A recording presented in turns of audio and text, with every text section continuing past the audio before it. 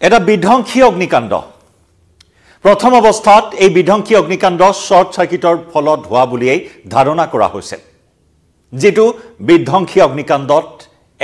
এখনকৈ প্ৰায় 25খনকৈ দোকান জ্বলি ভস্মীভূত হৈ গল সাৰখাৰ হৈ গল 25খনকৈ দোকানৰ সকলো সামগ্ৰী কাপোৰৰ দোকান ইয়াৰে অধিকাংশই হৈছে কাপোৰৰ দোকান 25খনকৈ দোকান সম্পূৰ্ণৰূপে সাৰখাৰ হৈ মাটিৰ লগত মিহলি হৈ পৰিল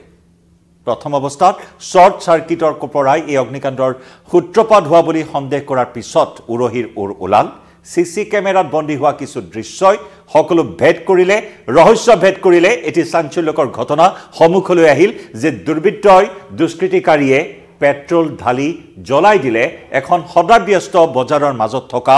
25খনকৈ দোকান নমস্কাৰ প্ৰিয় দৰ্শক মই জয়ন্ত মাধৱ গোস্বামীয়ে আপোনাক স্বাগতম জনাইছো নিউজ 18 অসম নৰ্থ ইষ্টৰ ডিজিটেল লাইভলৈ অত্যন্ত এটা চাঞ্চল্যকৰ অগ্নিকাণ্ডৰ ঘটনা অত্যন্ত এটা ব্যস্ত অঞ্চল যত নেকি বজাৰৰ লগতে ৰেল লাইনৰ অহা যোৱা সঘনাই চলি থকা এটা অঞ্চল অত্যন্ত বিপজ্জনকভাৱে চলি থকা এখন বজাৰ কাৰণ মাজত এটা ৰেল লাইন এটা ৰেলৱে ট্ৰেক আৰু তাৰ দুয়ো কাষে গাতে গা লগাৰ লিখিয়াকৈ এখন বজাৰ দৈনন্দিন এখন বজাৰ বহে আৰু এই বজাৰখনতে নিশা প্ৰায় 2:30 প্ৰায় 2:30 বজাত দুপৰ নিশা 2:30 বজাত সংঘটিত হৈছে এটা বিধ্বংসী অগ্নিকাণ্ডৰ কিছু দৃশ্য এই মুহূৰ্তত আমি দেখুৱাবলৈ চেষ্টা কৰিছো আৰু একে সময়তে সম্পূৰ্ণ দৃশ্য দেখুৱাব বিচাৰিছো আপোনালোকক কেনেদৰে বজাৰখনত নিশা দুৰ্বৃত্তই প্ৰৱেশ কৰি পেট্ৰল ঢালি জ্বলাই দিলে 25খনকৈ দোকান এয়া ধ্বংসস্তূপ আজি পুৱাৰ ভাগত দেখিবলৈ পোৱা হৈছে এই ধ্বংসস্তূপ সিসি কেমেৰাৰ ভিজুৱেলছ আকৌ এবাৰ আগবঢ়াইছো আপোনালোকৰ সন্মুখত এটা দুৰ্বৃত্তই নিশা 2:15 সময় এয়া চাওক এনেদৰে অগ্নি সংযোগ কৰি পেট্ৰল ঢালি এখন দোকানত অগ্নি সংযোগ কৰি এনেদৰে ৰেলপথ পাৰ হৈ ওলাই আহিল দুৰ্বৃত্তটো আকৌ আগবঢ়াম সেইখিনি দৃশ্য এয়া চাওক এটা দুৰ্বৃত্ত এটা দুষ্কৃতিকাৰী এই দুষ্কৃতিকাৰীয়ে এনেদৰে পেট্ৰল ঢালি এখন দোকানত অগ্নি সংযোগ কৰিলে আৰু তাৰ পিছত জুইৰ লেলিহান শিখাই সানি ধৰিলে সমগ্ৰ বজাৰখন এখনকৈ 25খনকৈ কাপোৰৰ দোকান জ্বলি ভস্মীভূত হৈ গল এই ঘটনা প্ৰিয় দৰ্শক সংঘটিত হৈছে মাৰ্ঘেৰিটাৰ আটাইতকৈ পুৰণি বজাৰখনতে এই অঘটন বা এই দুষ্কাৰ্য সংঘটিত কৰিলে দুষ্কৃতিকাৰীয়ে ব্ৰিটিছৰ দিনতে স্থাপিত এখন বজাৰ প্ৰথম অৱস্থাত সাপ্তাহিক বজাৰ আছিল আৰু পৰৱৰ্তী সময়ছোৱাত মানুহৰ প্ৰয়োজনীয়তাৰ প্ৰতি লক্ষ্য ৰাখি বিভিন্ন ধৰণৰ সামগ্ৰীৰ প্ৰয়োজনীয়তা ব্যস্ততাৰ প্ৰতি লক্ষ্য ৰাখি প্ৰত্যেক দিনে বা দৈনন্দিন বজাৰলৈ পৰিণত হৈছিল সেই সাপ্তাহিক বজাৰখন অত্যন্ত এখন পুৰণি মাৰ্ঘেৰিটাৰ আটাইতকৈ পুৰণি বজাৰ সাপ্তাহিক বজাৰ ব্ৰিটিছৰ দিনতে স্থাপিত এই বজাৰখন মাৰ্ঘেৰিটাৰ যি স্থানত এই বজাৰখন আছে তাত একদম ৰেল লাইন আছে ৰেলৱে ট্ৰেক আছে আৰু ৰেলৱে ট্ৰেকৰ একদম কাষতে গাতে গা লাগি এই বজাৰখন গঢ় লৈ উঠিছে বিভিন্ন দোকান পোহাৰ তাত গঢ় লৈ উঠিছে কেৱল কাপোৰ কানি খাদ্য বস্তুৱে নহয় শাক পাচলিও উভয়নদী হৈ থাকে এই দৈনন্দিন বজাৰখনত আৰু সেই বজাৰখনত থকা এই ব্যৱসায়িক প্ৰতিষ্ঠানসমূহত নিশা এই দুষ্কৃতিকাৰীয়ে জ্বলাই দিলে জুই পেট্ৰল ঢালি কি কাৰণত এই দুষ্কাৰ্য সংঘটিত কৰিলে সেয়া এতিয়া পোহৰলৈ অহা নাই দুৰ্বৃত্ত দুষ্কৃতিকাৰীকো এই মুহূৰ্তলৈকে চিনাক্ত কৰিব পৰা নাই আৰক্ষীয়ে অনুসন্ধান চলাই আছে আৰক্ষীয়ে তদন্ত চলাই আছে এনেকুৱা ধৰণৰ এখন বজাৰখন অত্যন্ত বিপজ্জনক অৱস্থাত আছে আমি সেই দৃশ্য আপোনালোকক কিছু এই মুহূৰ্তত দেখুৱাবলৈ চেষ্টা কৰিম এখন অত্যন্ত বিপজ্জনক বজাৰ এই বজাৰখন এটা ৰেল লাইনৰ কাষত আছে আপুনি চালে অনুমান কৰিব পাৰিব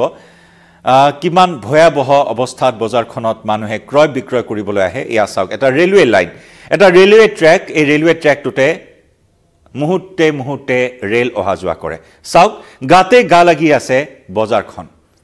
ৰেল লাইনৰ গাতে গা লগা দোকান পোহাৰ চাওক এখনৰ পিছত আনখন ৰেল পাৰ হৈ গৈছে অতি বিপজ্জনকভাৱে শাক পাচলি লৈ ব্যৱসায়ী বহি আছে বেপাৰী বহি আছে মানুহে কিনিছে বিকিছে আহিছে যোৱাই গৈছে মুঠৰ ওপৰত এটা ভীষণ ব্যস্ততাপূৰ্ণ এখন বজাৰ আৰু এই বজাৰখন এনেদৰে অতি বিপদজনকভাৱে স্থাপন কৰা হৈছে স্থাপন কালৰে পৰাই আজিৰ তাৰিখলৈকে অতি বিপদজনক হৈ পৰিছে কাৰণ যিকোনো মুহূৰ্তত ভয়ংকৰ দুৰ্ঘটনা সংঘটিত হোৱাৰ আশংকা ইয়াত নৈ কৰিব নোৱাৰি যিকোনো মুহূৰ্তত অঘটন সংঘটিত হ'ব পাৰে চলন্ত ৰেলৰ চেপাত হয়তো প্ৰাণ হেৰুৱাব পাৰে বহুজনে এনেকুৱা ধৰণৰ এটা পৰিৱেশ বজাৰখনৰ কেইবাবাৰো পুৱাৰে পৰা ৰেলে অহা যোৱা কৰে অকনমান অমনোযোগিতা যদি হয় তেতিয়া হলে হ'ব পাৰে ভয়ংকৰ বিপদ তাৰ পিছতো ৰেল বিভাগ অথবা মাৰ্ঘেৰিটা পৌৰসভাই আজি পৰ্যন্ত বজাৰখন স্থানান্তৰ কৰাৰ ক্ষেত্ৰত কিন্তু কোনো ধৰণৰ ব্যৱস্থা গ্ৰহণ কৰা নাই যাৰ ফলত দীৰ্ঘদিনে বিপদ সংকুলভাৱে বজাৰখনত ক্ৰেতা বিক্ৰেতাই বিভিন্ন বয়বস্তু কিনা বেচা কৰি আহিছে স্থানীয় সচেতন মহলে দুৰ্ঘটনা সংঘটিত হোৱাৰ আশংকা প্ৰকাশ কৰাৰ লগতে বজাৰখন এতিয়া অন্য স্থানলৈ স্থানান্তৰ কৰাৰ বাবেও এতিয়া স্থানীয় সচেতন ৰাইজে বিভিন্ন সময়ত দাবী উত্থাপন কৰি আহিছে এবাৰ চাওক কিমান বিপদজনকভাৱে এটা ৰেলৱে ট্ৰেকৰ গাতে গা লাগি এই বজাৰখন দৈনন্দিন বহিছে আমি পুনৰ জনাইছো দৈনিক শ হাজাৰ হাজাৰ মানুহে বজাৰখনলৈ আহে বয়বস্তু কিনে বিকে মুঠৰ ওপৰত এটা ভয়াবহ পৰিস্থিতি যিকোনো মুহূৰ্তত অকনমান অমনোযোগিতাৰ বাবে অঘটন সংঘটিত হৈ যাব পাৰে গতিকে এই বজাৰখনতে নিখাৰ ভাগত দুষ্কৃতিকাৰীয়ে এই যে বজাৰ গৃহৰ কাষত এই দোকানসমূহ আছে তাত কাপোৰৰ দোকান কাপোৰৰ গুদাম অন্যান্য সামগ্ৰীৰ দোকান আছিল আৰু সেই দোকানতে নিখা দুৰ্বৃত্তই জুই জ্বলাই দিলে পেট্ৰল ঢালি অগ্নি সংযোগ কৰিলে আৰু তাৰ পিছত ভয়ানক এটা পৰিস্থিতি জুই লেলিহান শিখাই মুহূৰ্তৰ ভিতৰতে সানি ধৰিলে আঢ়ৈ বজা এনেকুৱা পৰ্যায় পালেগৈ সেই সময়ত এখন মালবাহী ৰেলৱে ট্ৰেকত প্ৰৱেশ কৰিছিল তেতিয়া মালবাহী ৰেলৰ পাইলটৰ দৃষ্টিগোচৰ হ'ল দাউ দাউকৈ জুই জ্বলি আছে আৰু তেতিয়াই ৰেলখনৰ হৰ্ণ বজাই স্থানীয় ব্যৱসায়ীসকলক খুৱাপাতিৰ পৰা উঠালে চালকজনৰ তৎপৰতাত গম পালে সকলো অৱগত হ'ল অগ্নিকাণ্ড সংঘটিত হোৱাৰ আৰু তাৰ পিছতে খবৰ দিয়া হ'ল অগ্নি নিৰ্বাপক বাহিনীক এবাৰ আপুনি দেখিলে দৃশ্য য'ত নেকি অগ্নি নিৰ্বাপক বাহিনীও ভীষণ সমস্যাৰ সন্মুখীন হ'ল জুই নিৰ্বাপন কৰাৰ ক্ষেত্ৰত কাৰণ লুংলুঙীয়া পথ অত্যন্ত জনবসতিপূৰ্ণ এটা স্থান ঘন জনবসতিপূৰ্ণ স্থান অতি ঘনকৈ দোকান পোহাৰসমূহ আছে তাত গাড়ী প্ৰৱেশ কৰাটো অত্যন্ত কঠিন তাৰ মাজতে কেইবা ঘণ্টা প্ৰচেষ্টাৰ অন্তত অগ্নি নিৰ্বাপক বাহিনীয়ে জুই নিৰ্বাপন কৰিবলৈ সক্ষম হয় যদিও মাজনিশা 2:30 বজাৰ পৰা জ্বলি থকা জুই আজি পুৱালৈকে উমি জ্বলিয়ে থাকিল বজাৰখনত লাম লাকুটো পাবলৈ একো নাই 25খন দোকান সম্পূৰ্ণৰূপে জ্বলি সাৰখাৰ হৈ গৈছে আৰু এনেকুৱা ধৰণৰ এখন বজাৰ আমি দেখিবলৈ পাওঁ বিদেশৰ বিভিন্ন প্ৰান্তত ৰেলৱে লাইনৰ কাষত বজাৰ অসমতো হয়তো এনেকুৱা বজাৰ আছে কিন্তু তাৰ ভিতৰত ব্যতিক্ৰম এখন মাৰ্ঘেৰিটাৰ বজাৰখন থাইলেণ্ডৰ আমি বজাৰ এনেকুৱা দেখিবলৈ পাওঁ ৰেলৱে ট্ৰেকৰ কাষত থাইলেণ্ডৰ পিছত অসমৰ তিনিচুকীয়া জিলাৰ মাৰ্ঘেৰিটাত ৰেল ট্ৰেকৰ কাষত কাপোৰ শাক-পাচলিকে ধৰি অন্যান্য সামগ্ৰীৰে ভৰপুৰ এইখন বৃহৎ বজাৰতে যোৱা নিশা দুষ্কৃতিকাৰীয়ে সংঘটিত কৰিলে এই চাঞ্চল্যকৰ অগ্নিকাণ্ডৰ ঘটনা য'ত নেকি এই বিপদজনক এটা স্থানত থকা এই বজাৰখনত দুষ্কৃতিকাৰীয়ে কিয় অগ্নি সংযোগ কৰিলে যিকোনো মুহূৰ্তত যদি